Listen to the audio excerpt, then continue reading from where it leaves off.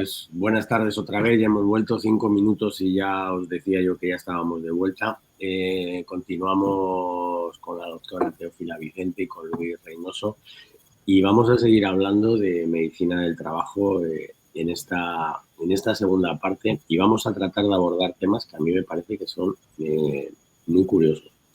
Yo quiero provocarles a los dos. Y se me ha ocurrido en el descanso esta pregunta es, oye, ¿en algún momento de vuestra carrera profesional habéis tenido un encontronazo que haya chocado vuestros intereses con lo de las empresas? Porque creo que esto pasa, por lo menos en el mundo del técnico de prevención, pasa sí o sí, y creo que aquí no sois una excepción. Sí os ha pasado. Claro. Yo creo que a todos, ¿no? Nos ha pasado. Es evidente. Yo de los pocos no aptos que he dado, vamos, me acuerdo de, era una fábrica de pan que tenía varios empleados que estaban sensibilizados a las proteínas de la harina y no había manera de reubicarlos porque era aerotransportados, aunque se pusiesen en áreas administrativas o tal, había que darles no aptos sí o sí y fue un mal trago, ¿no? Para todos, para la empresa que lo entendía como que estábamos lastimando los intereses de sus empleados, como para los empleados que lo percibían como algo malo para ellos, como para nosotros, que siempre lo que estás intentando es ayudar a la gente, no crearles problemas, ¿no? Pero un no apto suele terminar en un despido objetivo. Esto es, ¿no? Pero bueno, y como, yo qué sé, es esta la que se me ocurre, pero se me ocurren muchísimas otras. No sé, Teo. Sí, yo encontronazos realmente no, pero discrepancias bastantes. Y discrepancias que te suponen el decir esta va a ser mi posición, te guste o no te guste, eso sí. También es verdad que yo he estado en un sector profesional donde los riesgos eran unos riesgos, pues en fin, de no gran trascendencia, excepto en el caso de los conductores. Pero sí que a la hora de mostrar pues algunas, sobre todo, limitaciones, no actitudes, es que creo que no sé si he llegado a dar alguna, porque la verdad es que en ese sentido siempre he tenido mucha vía de recanalización de las personas con limitaciones, pero discrepancias de decir, no, esto por aquí no voy a pasar, esto es lo que yo voy a hacer y si te viene bien, bien, y si no, no, eso sí que ha ocurrido, ¿eh? Eso sí. Bueno, es evidente eso. Efectivamente. Retomando el tema de la formación, la formación de los médicos hoy en día es vía MIR. ¿Echáis algo en falta que consideréis después de llevar toda la vida en medicina del trabajo, que incluso en el MIR no se esté dando y que sea necesario? Y ahora os pregunto, ahora os matizo la pregunta, porque es muy concreta lo que quiero preguntar. ¿Pensáis que hay algo que habría que mejorar? Sin lugar a dudas. Es que todo es susceptible de mejora, ¿no? Yo, vamos, en este ratito ya me habéis oído hablar varias veces muy bien de la formación vía MIR actual, pero siempre todo es mejorable. Y ahora una queja repetida es que los MIR salen con muy buena formación médica, muy buena formación de los riesgos hospitalarios, pero que no se han encontrado con la realidad de las empresas o dedicarte a hacer 22 reconocimientos médicos 7 horas al día durante todos los días de la semana, durante tal, ¿no? A mí se me ocurren muchos puntos de mejora. Ahora, desde el 2000 tenemos esta formación, ahora está en vías de aprobarse el nuevo POE, que es el plan de la especialidad que está en sus últimas fases. pero yo lo que sí que percibo es que los residentes agradecen mucho las rotaciones externas que hacen en servicios de prevención ajeno, en mutuas, en servicios de prevención propio, en el INS. Yo creo que cuanta más formación de rotación externa se les pueda facilitar, muchísimo mejor, porque se encuentran con la realidad de lo que después se van a encontrar. Desde la Asociación de Especialistas en Medicina del Trabajo, a la que Teo y yo pertenecemos, se está intentando crear un pool de empresas que quieran aceptar residentes de medicina del trabajo, residentes de enfermería del trabajo, para que estén 1 o 2 meses, lo que permitan sus unidades docentes de origen, pues en contacto con la realidad de lo que es la vida real, ¿no? Hay empresas que llevan mucho tiempo aceptando residentes, ¿no? El Corte Inglés, Iberdrola, pues muchas empresas que tal. Bueno, yo creo que todo lo que sea que no tan solo estén en el hospital, que es muy bueno que se formen en el hospital, sino que además estén en servicio de prevención ajeno, en servicio de prevención propio, en mutua, en INS, creo que es muy bueno y que es muy beneficioso. Y esto a las empresas que, por ejemplo, que quieran ahora mismo, dice, yo tengo un servicio de prevención propio, oye, quiero ayudar, quiero empezar a crear ese caldo de cultivo para tener, porque tengo jubilaciones. ¿Cómo tienen que hacerlo? ¿Se tienen que poner en contacto con vosotros, con la Asociación Española, con sí, sí, mira, justo ahora hay una campaña de captación de empresas para explicar a las empresas cómo se hace. Y para las empresas es un chollo, o sea, porque es que tienes a unos jóvenes súper bien formados que llevan 3, 4 años, porque siempre es la rotación externa es de R3, R4. Que es que tú no les pagas un duro, o sea, ellos son pagados por su hospital de origen y tú no te comprometes a ningún riesgo porque cualquier cosa de accidente, de tal, es su hospital de origen. Él está en formación en tu empresa, pero él es un empleado de su empresa. Entiendo que tiene que estar tutelado por un médico de la empresa, ¿no? Eso es, tiene que estar tutelado. Un reconocimiento él solo. Esto es, bueno, están capacitadísimos para hacer un reconocimiento médico él solo. Lo único es que tiene que estar permanentemente supervisado. O sea, la idea fundamental, igual que la Ley de Prevención de los Laborales habíamos dicho que era integrar la prevención y que estuviese en todos los escalafones de la empresa, aquí la idea fundamental es aprender haciendo y que sea proporcional, o sea, cada vez darle más autonomía. Cuando entran de R0 tienen que estar súper supervisados, cuando salen de R4 pues ya necesitan muy poquita supervisión. El asunto está en que es algo, o sea, a mí me parece un win-to-win clarísimo, porque el residente se ve muy beneficiado, su unidad docente se ve muy beneficiada porque ese residente retorna después con todo lo que ha aprendido de lo que se hace bien y de lo que se hace mal, lo que hay que imitar y lo que hay que evitar del servicio de prevención donde ha ido, y la empresa es un chollo auténtico para ella, porque es que tiene a un profesional magnífico que ha pasado un montón de filtros de selección a su disposición durante 1 o 2 meses. Y bueno, a mí, bueno, yo es que soy un forofo de esto, entonces como sí, creo...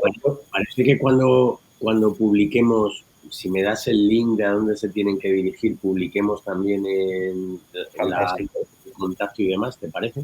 Me parece súper buena idea, muy bien. Yo te quería decir que lo que más noto, llevo aproximadamente, no sé, creo que son 25 años dando formación a los residentes y casi desde el principio he tenido residentes haciendo rotatorio conmigo en la empresa. Ha sido una maravilla para ellos y para mí, ¿eh?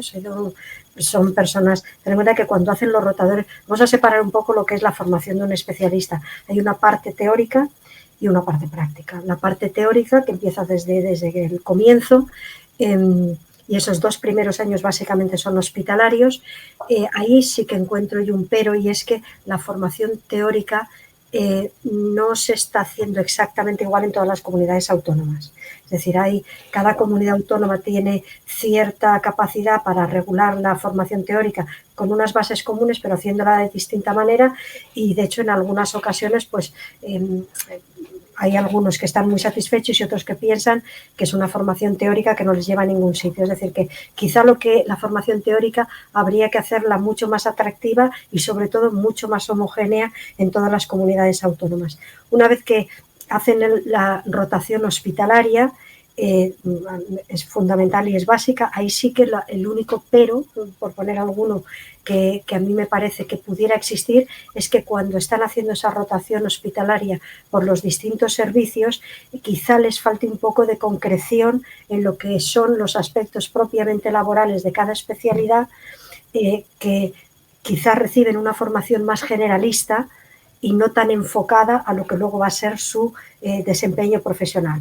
Hablo de neumología, de dermatología. Sí que es verdad que en algunos hospitales se le da una formación muy enfocada, es decir, dermatología muy laboral, pero en otros no tanto. En otros se habla de dermatología en general y no se centra en lo que va a ser luego su desempeño profesional, que es, por ejemplo, una dermatología laboral, que es lo que más les interesa, porque dermatología ya han estudiado en la carrera. Y entonces, para tener una formación general de dermatología, ya la han tenido durante el grado. Y luego, en la parte de los rotatorios, yo creo que es fundamental todo ese tiempo que hacen rotatorios externos, tanto en servicios de prevención propios como en servicios de prevención ajenos.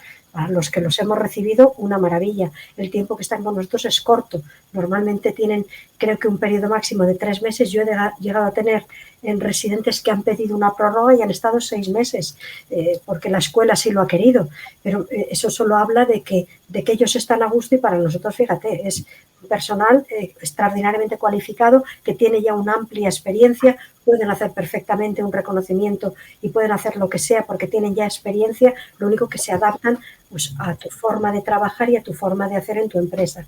Y para ellos también yo creo que es muy importante el rotar por todos los sitios, es decir, el pasar por la inspección de trabajo, el pasar por el INSI, por los SEBIs, viendo lo que se hace allí, el pasar me lo he ido apuntando para que no se me olvidara, por el Instituto Nacional, si tienen oportunidad de pasar. Es decir, no solamente paso por un hospital, paso por un servicio de prevención ajeno, paso por un servicio de prevención propio, sino por las instituciones con las que luego además voy a tener una relación profesional. Salud pública, INS, inspección de trabajo, para que yo sepa todo lo que se cuece en el mundo de la medicina del trabajo y los distintos puntos de vista.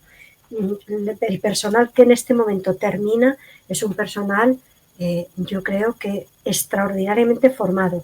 Lo que hay que mantener es la ilusión que en ese momento tienen, porque se ven capacitados, se ven con una especialidad, y lo que hay que mantener esa ilusión luego en el posterior desarrollo profesional, para que no se sientan, muchas veces ellos te dicen, bueno, pero si luego voy a ir a un servicio de prevención ajeno y voy a estar simplemente pues en una unidad móvil haciendo esto, me estáis explicando cómo hacer esto y cómo hacer lo otro y no voy a poder desarrollarlo.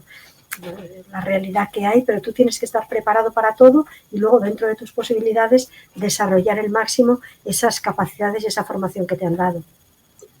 Yo hay una cosa que la verdad es que me parecería lógica y se me ha ocurrido esta mañana. Estábamos en una reunión con la Dirección General de Trabajo y estábamos hablando en su momento de lo que empezó haciendo la Escuela de Minas en Oviedo, luego lo hizo la Escuela de Minas aquí en Madrid, o creo que ese es el orden, a lo mejor fue del revés, ¿no?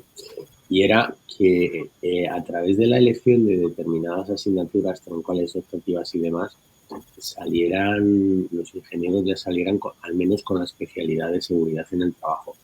Joder, os tiráis 6 años, la preparación de un MIR, el MIR, pues la verdad es que yo creo que a lo mejor costaba poco, porque sois los únicos que podéis tener las 4 especialidades, completar el MIR para que de alguna manera salierais también con la especialidad de seguridad, higiene, de ergonomía, porque a mí cuando estaba de profesor en el máster tenía luego muchos médicos y la verdad es que es un poco violento, tener a alguien que lleva 10 años de formación, tenerle, no sé, que a lo mejor se le podía contar a poquitos, un poquito, pues oye, metemos un poquito de seguridad en primero en R1, en R2 tocamos los temas de ergonomía, tocamos tal, y si queréis nos dejamos para el final, yo creo que la especialidad que más engancha con vosotros, que es la de higiene, ¿no? Y creo que pues, para mí sería un aporte tremendo, más que a través del máster, poder hacerlo a través de la propia residencia, ¿no? O sea, sería un conocimiento holístico que no tendría nadie. La verdad sería una buena idea, ¿eh? Porque la realidad es que luego al final todos acabamos haciendo de forma paralela las especialidades de prevención. O sea que no estaría mal pensado, no está mal tirado, ¿no? No, yo creo que prácticamente, no sé si todos, pero un alto porcentaje hacen el máster en las 3 especialidades restantes. Sí. Pues esto ya te digo, como idea que se me ha ocurrido esta mañana hablando con la directora general de trabajo y comentando lo que se hacía en su momento y si por qué no hacéis esto en la universidad, digo, pues la verdad es que tienes razón, la verdad es que podíamos sacar al menos otra cosa es luego ANECA, cómo lo iba a validar y demás, pero bueno, seguro que si se Por lo quiere... menos dar unas facilidades alternativas. Yo recuerdo que nosotros, cuando empecé a ejercer de médico del trabajo, la empresa nos dio una formación extraordinaria en prevención y me acuerdo de dos másteres que nos dio la empresa que luego a mí me han resultado extraordinariamente útiles, que es el máster en valoración de daño corporal y el máster en valoración de incapacidades. Para mí han sido también unas herramientas súper útiles. Yo creo que además esa formación complementaria probablemente no se pueda meter directamente en el MIR, por lo que tú has dicho, porque habrá trabas probablemente por parte de los ministerios, incluido el de educación, pero sí a lo mejor dar una facilidad paralela para que simultáneamente se pueda hacer eso con poco coste o con nulo coste o con algún tipo de subvención y que cuando ya acaben tengan toda esa información complementaria porque luego directamente salen ya al ruedo a torear y entonces cuanto más afilada tengan la muleta en ese sentido, muchísimo mejor, yo creo, ¿no? Sí, yo para mí, pero en todos los sentidos, o sea, la parte médica vuestra, la parte ingeniería, un químico, creo que un químico no salga con la especialidad de higiene industrial, me parece que tenía que ser casi una obligación, ¿no? Pero bueno, yo os preguntaba si faltaba formación o no, porque bueno, desde la pandemia parece como que hay un repunte, iba a decir un repunte salvaje, ¿no? Es que es exponencial todo el tema de salud mental, ¿no? La epidemia que estamos viviendo. Y yo quería preguntaros si con lo que se estudia, al final tú estás en la empresa, yo me encuentro mal, tengo médico y me voy a hablar contigo y te cuento. ¿Estamos preparados para abordar esos temas de salud mental más allá de decirte tómate esto, tómate el otro o te derivo a un psiquiatra? Yo no creo que estemos preparados y creo que tampoco tengamos excesivamente centrado ese tema. Yo creo que el tema de la salud mental y este repunte tan brutal que ha habido de los procesos de incapacidad temporal en los últimos años relacionados con patologías de tipo psiquiátrico, habría que analizarlo con cuidado por ver cuáles son las causas reales, si realmente hay patología, si hay un problema que es más social que médico, de dónde procede, que yo creo que eso sí que requeriría un análisis con participación de muchas personas, porque uno de los datos que llama la atención es por qué está incidiendo más en personas muy jóvenes, más que en personas mayores. Tienen menos capacidad de resiliencia, de respuesta, se ven más frustrados en sus expectativas. No lo sé, habría que ver cuáles son las causas, porque puede haber causas que lo provoquen, siempre las ha habido, pero también tenemos que analizar qué es lo que está pasando. Yo creo que es un tema que tiene una implicación social importante, porque no es solamente en el trabajo, es fuera. Fuera está pasando lo mismo. Entonces, tendremos que ver qué está pasando ahí y sobre todo analizar con los datos, como decíamos antes, los datos cuando se explotan con seriedad nos dan mucha información y esa información nos abre puertas de solución. Si fuéramos capaces de sentarnos como personas a analizar esos datos, qué es lo que está pasando, vamos a intentar ver el porqué, porque si sabemos un porqué, podemos intentar entrar por ahí. Pero no es normal que haya... tiene su explicación en la pandemia. La pandemia fue un terremoto emocional para todos. Todos nosotros sufrimos mucho en la pandemia, a todos los niveles, nosotros como sanitarios, como personas, como ciudadanos, como padres, ahí fue una hecatombe y es lógico que cada uno digiriera eso de una manera distinta. Pero una vez que ha pasado eso, el tema sigue y el tema ya venía de antes. O sea que no podemos encauzar todo al tema de la pandemia. El tema ya estaba y el tema sigue estando y ahora ya no tenemos pandemia. Entonces vamos a sentarnos a ver qué pasa y vamos a analizar a quién le pasa y por qué le pasa. Y una vez que sepamos eso, sí que podremos de verdad cada uno poner las soluciones que tengamos a nuestro alcance. Pero yo creo que dar aquí una solución mágica de que esto, yo creo que no, yo creo que es un tema de estudio de verdad, porque los datos nos están empujando a ello. No, yo no lo planteaba desde una óptica de solución, sino desde la formación para afrontar determinados problemas que a día de hoy pues se siguen presentando. Recuerdo hace no mucho una compañera que de pronto se empezó a encontrar mal, entró en una crisis de ansiedad y yo recuerdo uno de los médicos que estaba allí conmigo, pues él no sabía tampoco cómo tratarla, ni... Bueno, pues claro, es que es algo que no te enseñan, ¿no? Es un poco la gestión de las emociones, que tiene mucho que ver con la salud mental. En un momento determinado, alguien de un bucle que se ha metido, y por eso os preguntaba si esa información, esa formación sanitaria en salud mental, a lo mejor es un punto también de mejora dentro de la especialidad, ¿no? Porque si a los primeros, cuando te pasa algo, si hay servicio médico, al primero que vas es al médico de casa, ¿eh?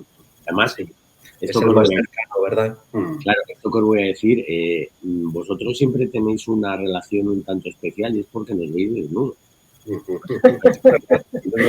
hecho, de no tener pantalones hace mucho, ¿eh? Y entonces, claro, eso al final, dice, si ya me ha visto desnudo me da lo mismo, o sea, le cuento todo, o sea, a morir por Roma, ¿sabes? Yo creo que tenemos una doble epidemia, ¿no? Uno, lo psicológico, más que psiquiátrico, y dos, lo osteomuscular, ¿no?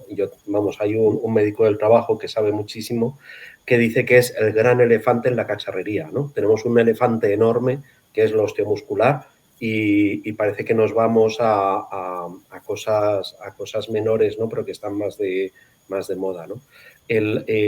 Si juntamos lo osteomuscular y lo psicológico, suman más del 50% de las bajas. O sea, son las dos grandes epidemias, ¿no? Y lo que decíais los dos, ¿no? Es complejísimo. O sea, yo creo que la formación de los médicos es muy buena, es mejor ahora de lo que era antes. Y lo que pasa que no hay soluciones mágicas, ¿no?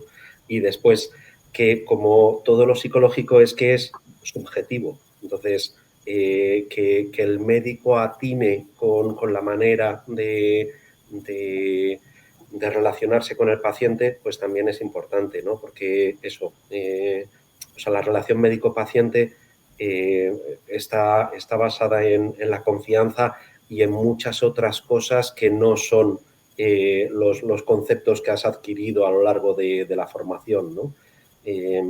Pero yo desde luego es que en formación, por supuesto, se puede mejorar, pero yo creo que también vamos por el buen camino, ¿no? Ahora, de lo que decía Teo, es un problema social muy importante y muy complejo, en el que intervienen muchísimas variables que están fuera de la solución médica, ¿no?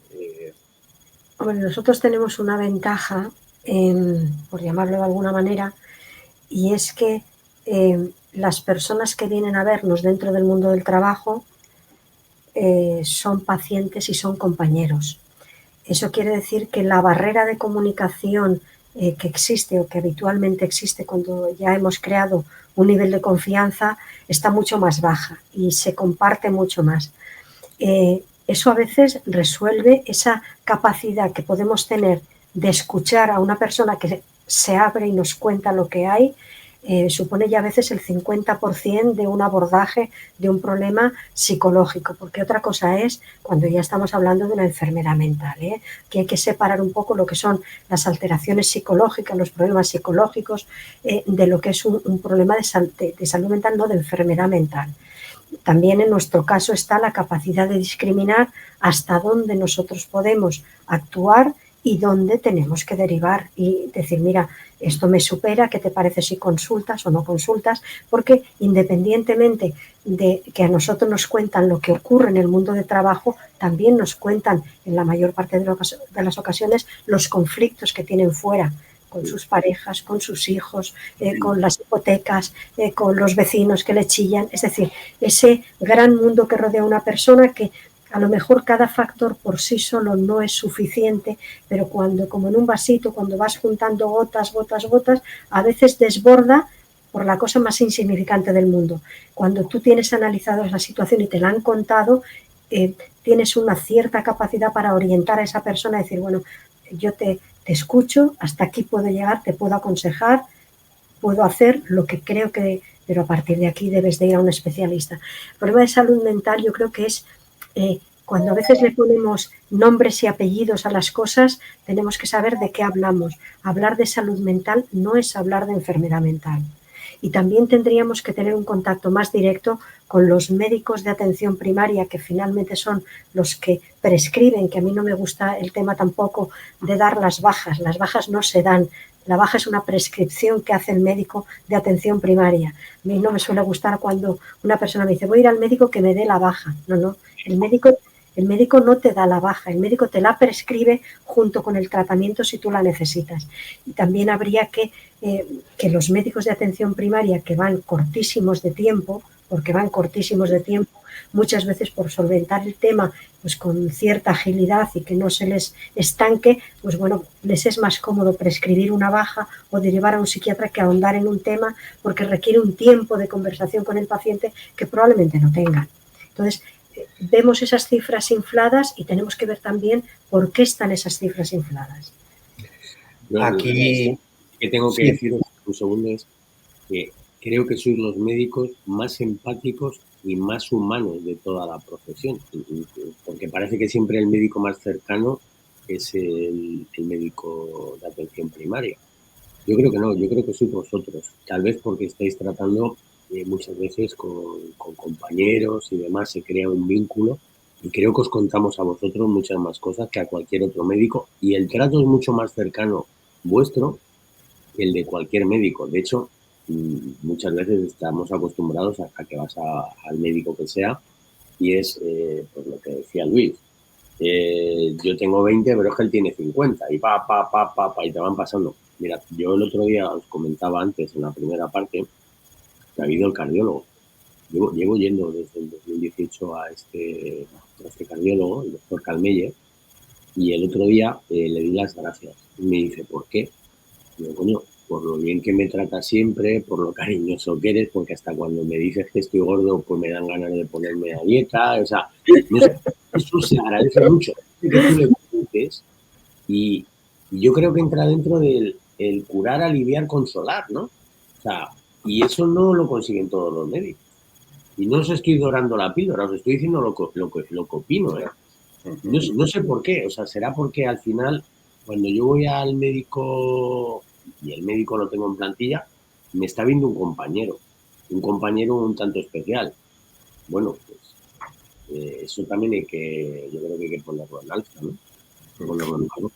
Muchas veces cuando hablamos de este tema de la medicina, y veo además los genios, porque ahora salen genios de medicina, personas súper preparadas, con una alta capacidad intelectual, pero yo creo que quizá precisamente por cómo ha evolucionado y cómo se ha evolucionado la técnica aplicada a la medicina, el concepto de prueba complementaria casi que está empezando a ocupar un lugar prioritario antes de la propia anamnesis y de la historia clínica. Y yo creo que la historia clínica es tan importante porque ese rato que tú estás apuntando cómo te llamas, la edad, de paso estás mirando a la persona. Esa mirada y esa imagen que te transmite la persona mientras te está contando sus cosas, antecedentes familiares, tu madre, tu padre, te han operado de algo, pues mira, eso establece ya un vínculo que es súper sólido y que a veces ya te orienta hacia dónde tienes que ir. El recurrir directamente, mira, te voy a pedir una ecografía, una resonancia, una radiografía, eso tendría que ocupar un lugar muy secundario. Primero agota toda esa primera fase, porque esa es la fase humana, que para empezar es la fase más bonita de la medicina, y además yo creo que eso, aparte de suponer un ahorro económico, porque evitaría mucha prueba innecesaria, te da unas pistas que son, para los que nos gusta la medicina clínica, innegables. Sí es, Luis, lo ves igual, tienes cara y asientes como diciendo nada que añadir. Seguro que sí. Sí, no, completamente, sí. Nada, o sea, sí, es que yo creo que lo habéis dicho todo, ¿no? Porque se me ocurrían cosas a comentar a lo que habéis comentado antes, pero que yo creo que, que no voy a aportar nada nuevo, así que perfecto. Seguro que sí que aportas. Oye, yo tengo aquí una pregunta para ti, porque tú vienes también del mundo de las urgencias, del mundo de la docencia, del mundo estás en la medicina. ¿Cómo, aunque engancha muy bien con lo que hemos estado comentando, ¿no? De la parte preventiva, asistencial, pericial, gestora y docente, verás que me las he apuntado. Oye, qué bueno. Se lo ha apuntado, se lo ha apuntado. Qué grande, muy bien. ¿Cómo engancha tu parte de urgencias con la docencia, con el trabajo que estás haciendo en el día a día? Porque, claro, cuando has dicho que hay 5 patas, yo las iba viendo todas y cada una de ellas. Pero, por ejemplo, la preventiva, cuéntanos, porque habrá gente que no tenga claro y dice, pero que si yo voy a que me hagan mi reconocimiento, eso es. no mi sí. visita. No, pues eso, es lo que te decía, ¿no? Que ahora en el nuevo plan formativo de los residentes, una de las cosas que van a tener todos es que todos estarán formados en soporte vital avanzado, que es lo que hacemos en una UBI móvil, ¿no? Pero cuando yo me formé como médico del trabajo, nuestra formación era muy deficitaria, ¿no? Además, la ley recoge esa parte asistencial y dentro de esa asistencial está que en un momento determinado te llega un señor con un brazo, con la cabeza rota o con un infarto. Eso es. Y sobre todo que los que llevamos años en esto, pues eso, nos hemos encontrado de todo, ¿no? Entonces, yo he intentado formarme lo mejor posible en las 5 áreas de competencia de mi especialidad. Y una de ellas era la parte docente investigadora y otra parte era la asistencial, ¿no? de las urgencias que nos encontramos en el día a día en nuestro puesto de trabajo. Yo cuando terminé la residencia y no sabía tratar una cistitis, pues me moría de vergüenza, ¿no? Tenía que llamar a un amigo y decir, oye, ¿qué se le da? Y dice, no, hombre, pues dale un Monurol que se solucione enseguida. Y pues mira, con mucha humildad fui aprendiendo, ¿no? Que era lo que tocaba. Pero eso, el área preventiva la desarrollo en mi trabajo de 9 a 6, pues eso, principalmente con las 4 subáreas que te comentaba antes, ¿no? 1, reconocimientos médicos y explotación epidemiológica de esos reconocimientos médicos, de esos exámenes de salud laboral. 2, campañas de promoción de la salud, que es que son inherentes a nosotros y son muy transversales, que ahí participan tanto técnicos de prevención, médicos del trabajo, médicos de otras especialidades, endocrinos, nutricionistas, oftalmólogos. Es que se meten los de responsabilidad social corporativa, los de recursos humanos les encanta esto de la promoción de la salud. Hay un montón de gurús que opinan sobre un montón de cosas. Pues bueno, que es un campo muy transversal y que se puede hacer muy bien, ¿no? Entonces, área preventiva, vigilancia de la salud, promoción de la salud, la interrelación con las áreas técnicas que decíamos al principio, que la multidisciplinaridad de la salud laboral, de la medicina del trabajo, es que es que nos necesitamos y esa interrelación, ese hablar permanentemente, siempre guardando la más estricta confidencialidad médica, pero esa interacción es que yo creo que es muy enriquecedora para todos. Y después la planificación asistencial, que también está, pues es su apellido asistencial, entonces está con área asistencial también, y planificación suena más a gestión que a prevención, ¿no? Pero que es que está todo unido en lo mismo, que es buscar qué es lo mejor para la salud de los empleados, ¿no? Y de la empresa. Y luego tú metías una variable, metías uno de los apartados que era el pericial.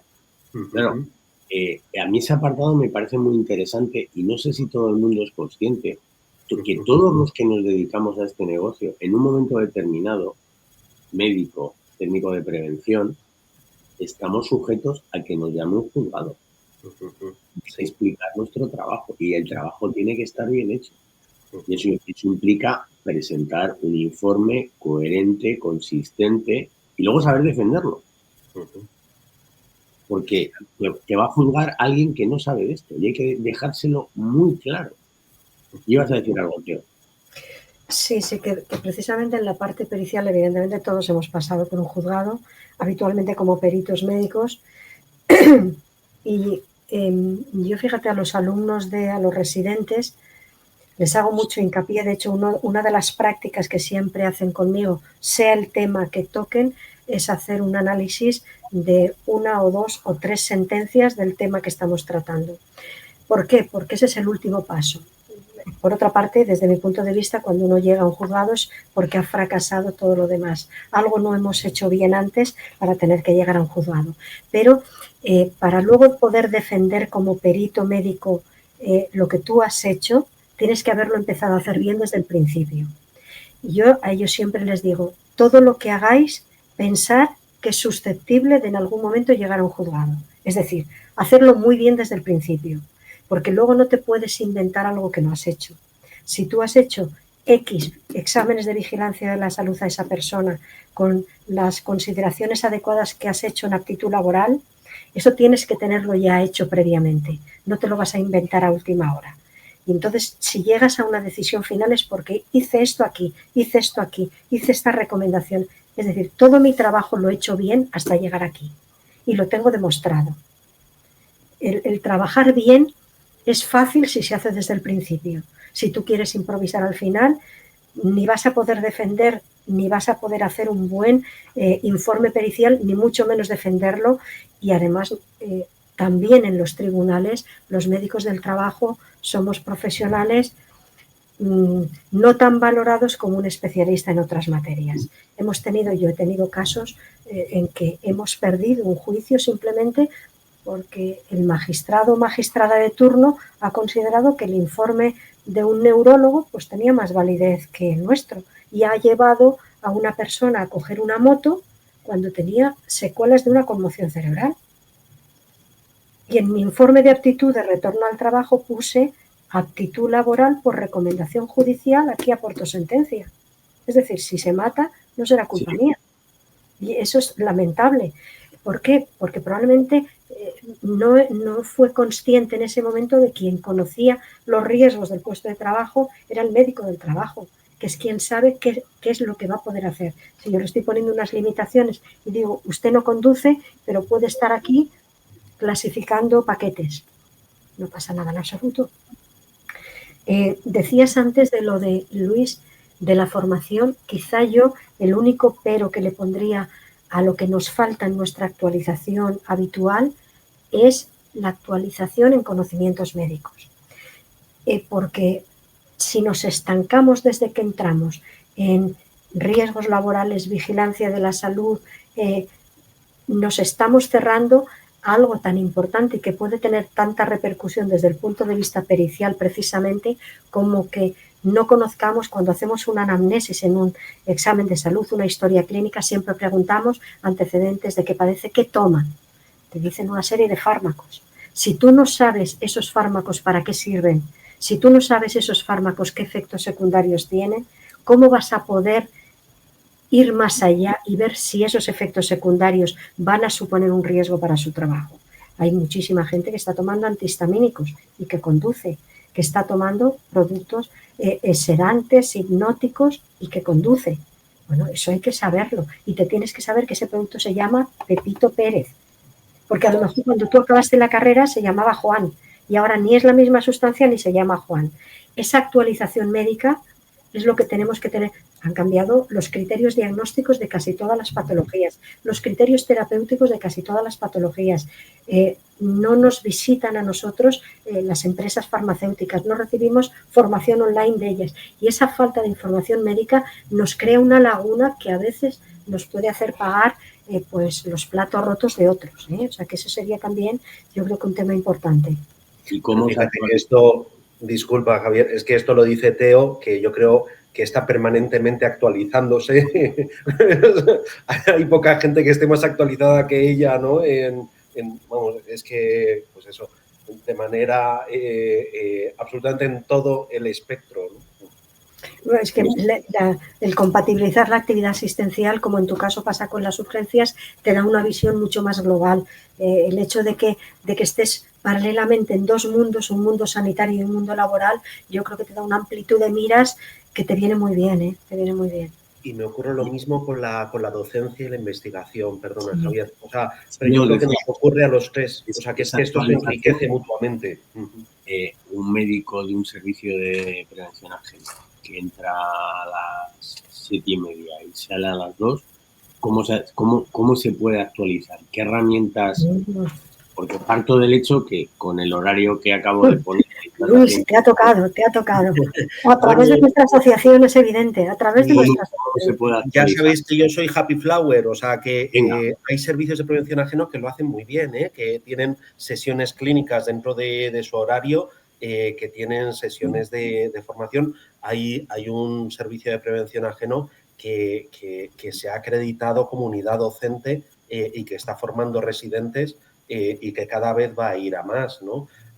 O sea que yo creo que la empresa, por supuesto, que te puede facilitar el formarte y después, dos, creo que como la salud, o sea, la salud es responsabilidad tuya, o sea, tu salud es tu responsabilidad y tu formación es tu responsabilidad.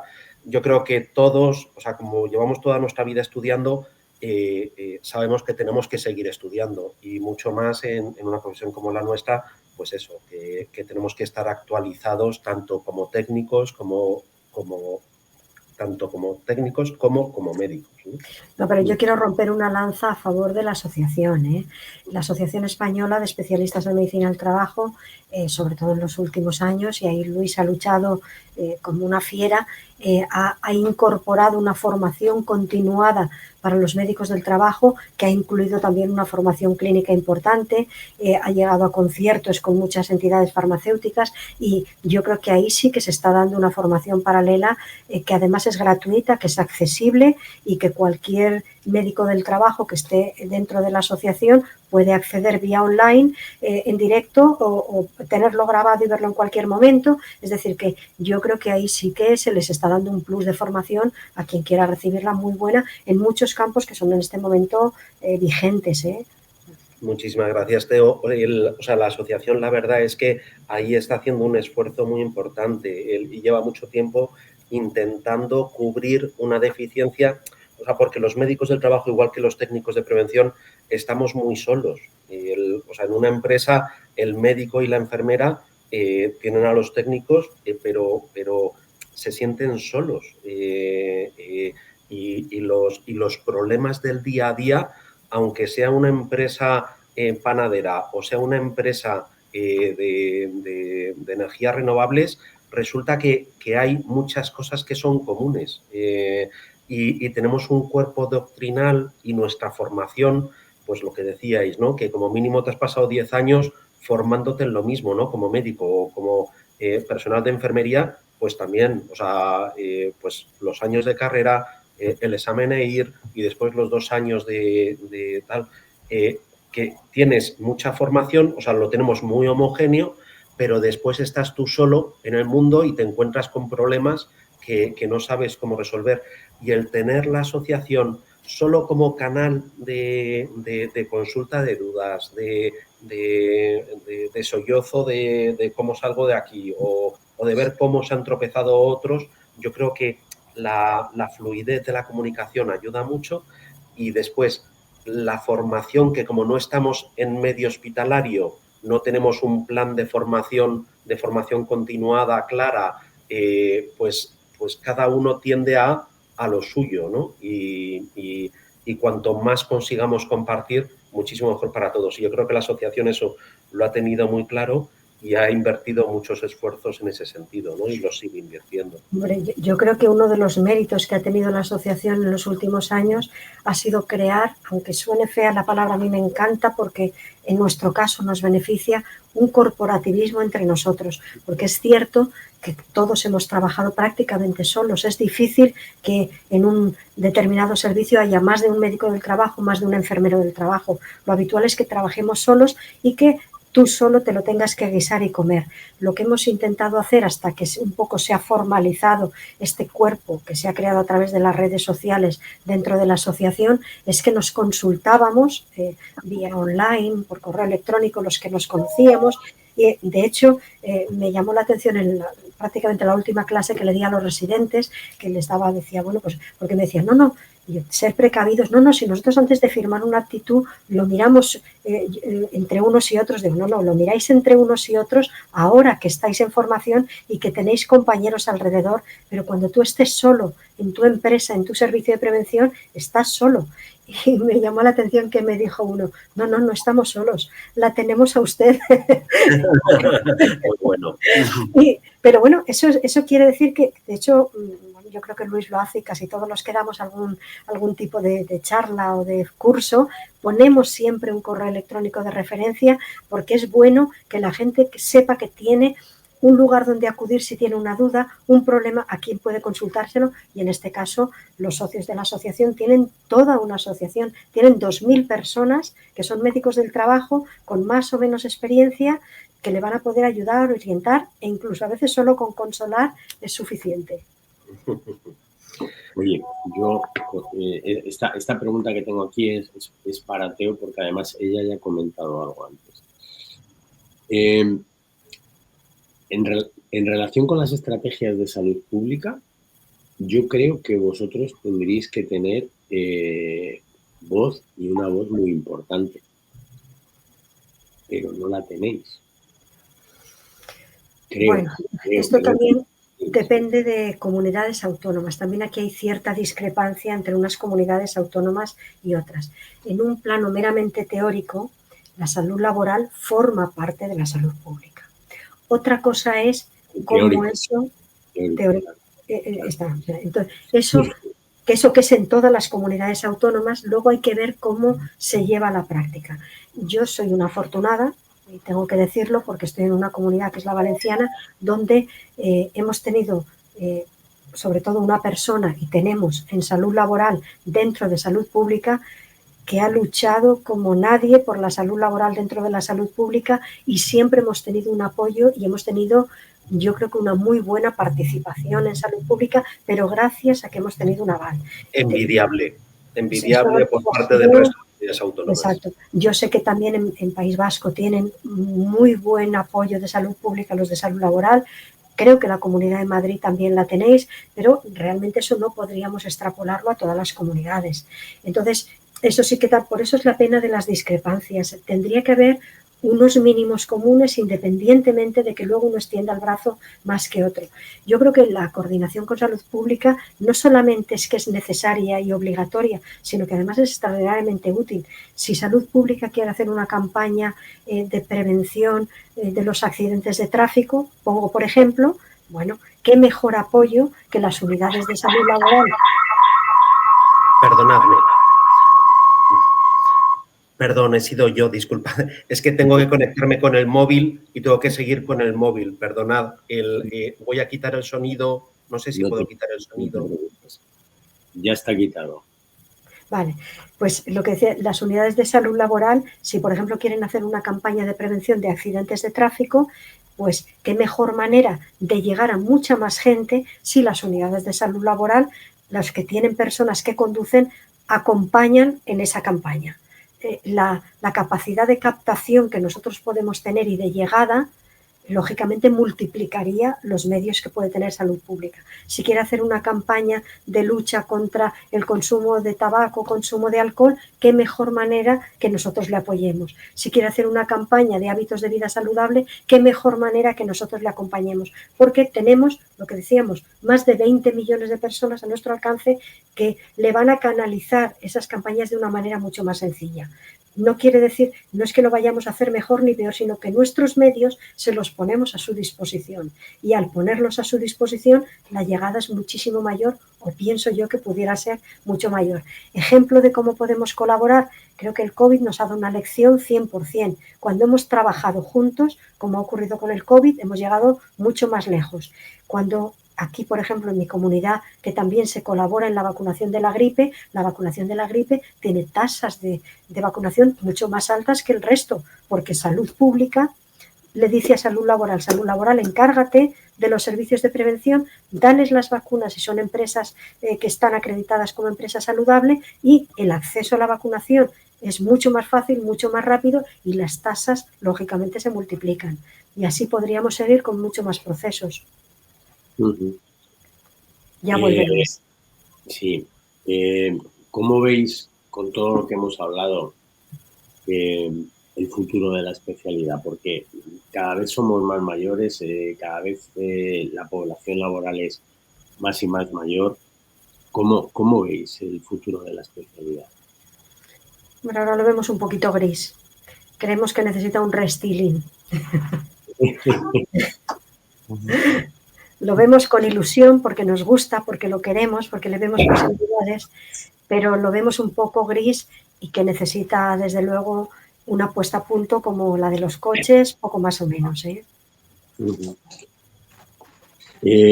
No sé, yo creo que hemos tratado casi todos los puntos que son escabrosos, que son... ¿Hay algo que vosotros queráis, antes de que os pida el último atraco y demás, que queráis añadir, que os apetezca añadir, que digáis, mira, esto siempre lo he querido decir, pero no me han dejado, este es el sitio? Yo por mi parte el mensaje que daría es el que digo siempre. Esta es la especialidad más bonita y más maravillosa que hay, y yo animo a los que no se lo han pensado a que se lo piensen. Los que se lo han pensado y están decididos a dejarlo, que no se lo dejen. Y los que están en ello, que busquen las máximas posibilidades y que busquen el apoyo de los que tenemos algo de experiencia o tenemos medios para ayudarles. Luis, no sé si nos oyes, si sigues por ahí. No, yo creo que no nos oye. Se está moviendo.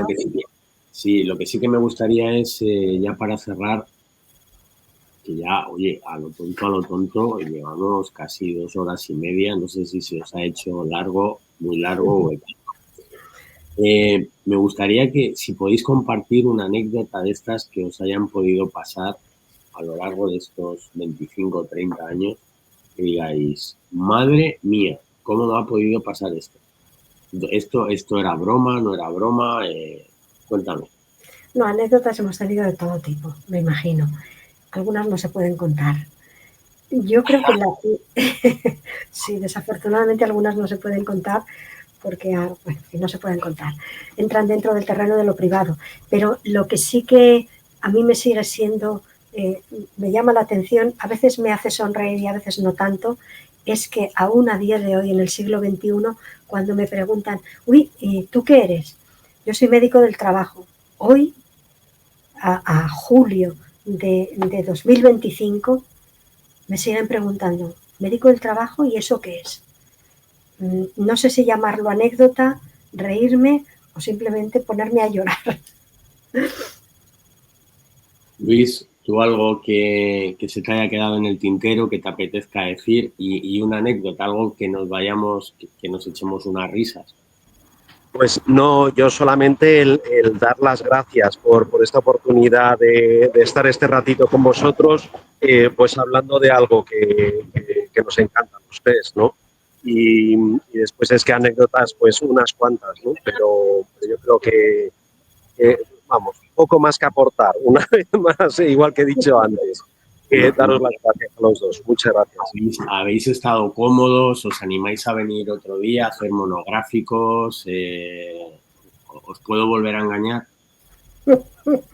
Somos muy facilones, ¿eh? Absolutamente, para lo que quieras. Aquí estamos, tanto Teo como yo, cuando quieras. Bueno, pues oye, muchas gracias a los dos.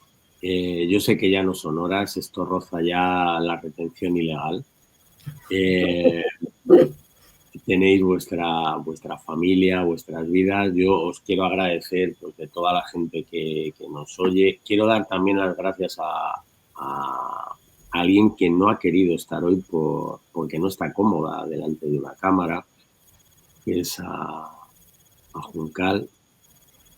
Sí, que sin ella este programa hoy no le podríamos haber hecho, porque es un poco la que ha hecho de maestra de ceremonias, la que ha estado en la sombra preparando todo, ayudándome a qué es lo que os podía preguntar, cómo lo podía preguntar, qué podemos añadir, cómo podía sacaros un poco mejor el tuetanillo. Y yo creo que se merece, bueno, pues ese reconocimiento y darle las gracias. De verdad, yo me lo he pasado muy bien. Siempre digo que el que más aprende de todo esto soy yo. Me sirve de terapia estar con vosotros, aprender. Y no me queda de verdad nada más que agradeceros de corazón, el que hayáis venido, el que le podamos contar a la gente que empieza, a la gente que está, a la gente que ya se ha ido, porque ya hay una generación que ya se ha ido y que a lo mejor le apetecía y quería contar cosas que no ha podido. Y bueno, pues mira, pues a lo mejor este es el espacio, como os digo siempre, tenemos una gran ventaja.